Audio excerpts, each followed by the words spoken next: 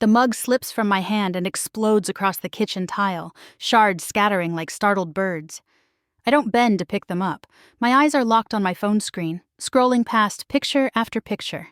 Sunlit backyard, pastel streamers, champagne glasses tilted mid-toast. 34 faces beam at the camera. Every cousin, every aunt, even Great-Aunt Lillian with her walker. Everyone except me. The caption reads, "Celebrating Emily before her big day." My chest tightens. Emily Carter, my only cousin, glowing in a coral dress. She looks like the centerpiece of a dream I never knew existed. I press the screen to zoom in on my mother's smiling face in the corner. My own mother, who never mentioned a word about this bridal shower. Just last month, I'd mailed Emily a card with pressed flowers from my balcony, even offered to design her invitations free of charge. My gift wasn't just ignored, it was erased. A bitter chill settles over my Portland condo, sunlight glaring against glass windows. It hits me, this wasn't forgetfulness, it was deliberate. Before I can stop myself, I call my mother. She answers on the fourth ring, her voice carrying that cautious edge like she's already preparing to scold me for overreacting. "There was a shower for Emily," I say, my voice startlingly steady. "Why wasn't I there?" The pause stretches so long I almost think the call dropped. Then, "Margaret felt it would be better this way. Emily deserves her special day without distractions." Distractions. Meaning me. The word distractions echoes in my ears long after the call ends. My fingers tighten around the phone, and before I can lose my nerve, I scroll to Aunt Margaret's number. She answers briskly, as though she's been expecting me. "Clara," she says, clipped, almost impatient, "why wasn't I invited to Emily's shower?" My voice trembles, but not from fear, from rage I've swallowed for years. A measured pause. "Because you complicate things," she replies at last. "Emily deserves a day centered on her happiness, not yours." Her words are knives.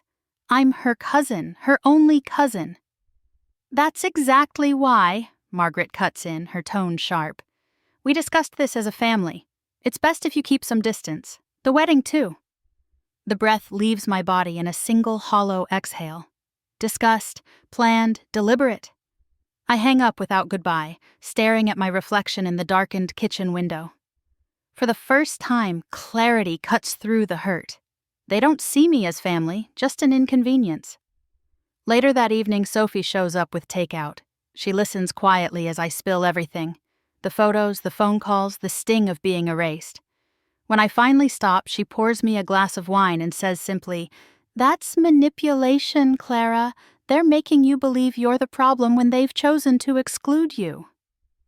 Her words settle like truth I've known all along, but never dared say.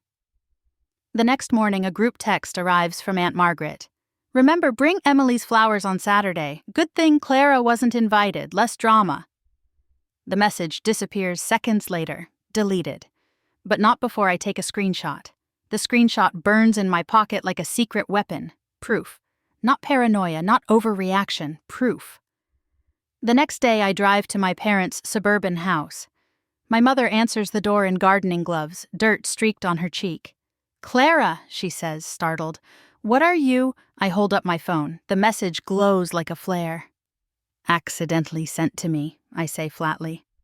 Her face changes, not with shock, but resignation. "It's easier this way. Emily deserves a perfect wedding." I laugh, short and sharp. "Perfect, meaning one without me." "Don't dramatize," she sighs. "Maybe make other plans for that weekend." Other plans. My exclusion reduced to a calendar suggestion. I leave without another word, my hands trembling on the steering wheel, until Sophie's voice steadies me later over pad thai.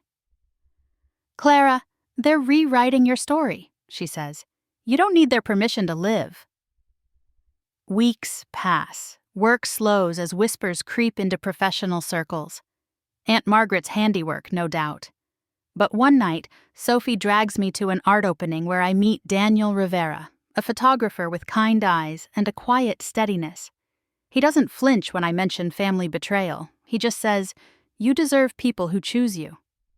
Months later, Daniel and I plan a gathering at his restored coastal villa. Just 18 guests, all friends who've stood by me. When I design the invitations, excitement replaces bitterness. The morning Aunt Margaret calls to sneer about scheduling my little party the same day as Emily's wedding. Something inside me finally solidifies. I don't back down. I don't apologize. We're keeping our date, I tell her. Anyone who wants to celebrate joy is welcome. She sputters threats, but I've already hung up. On May 15th, golden light floods Daniel's terrace as Sophie arranges flowers, and Rachel, yes, Rachel, who finally saw through the lies, hands me a glass of champagne. Laughter rises, music hums, and for the first time in months, my chest feels light. I glance at Daniel, who smiles like he's known all along I'd get here. I don't need their approval, I never did. These faces, this freedom, this love is my family, my story, my celebration.